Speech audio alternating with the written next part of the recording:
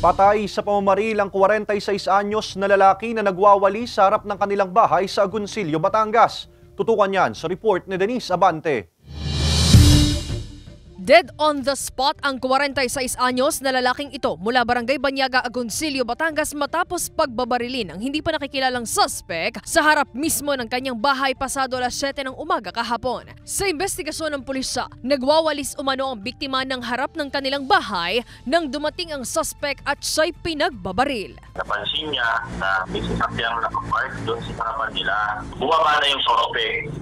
Nilapitan niya ma'am yung victim. At doon ma'am ay pinakawalan niya na yung ating biktima. Malapitan po.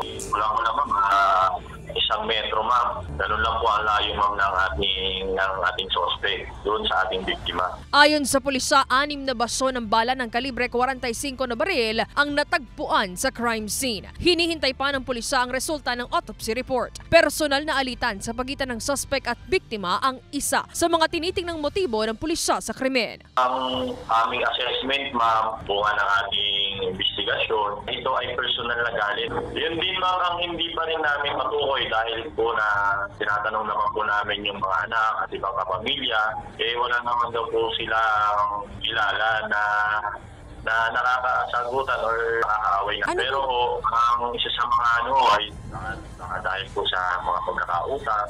Sa ngayon, nakaburol na raw sa kanilang tahanan ang biktima habang patuloy pang tinutugis ng pulisya ang suspect. Panawagan naman ng pulisya sa publiko. Sa mga manonood, baka po sakali na may nalalaman po kayo dun sa mga sakrimen na maaari pong makatulong sa ating investigasyon ay huwag po kayong magdalawang isip na lumapit po o magtungo dito sa police station. Sinisikap pa ng GMA Regional TV Balitang Southern Tagalog na makuhanan ng pahayag ang pamilya ng biktima hinggil sa insidente.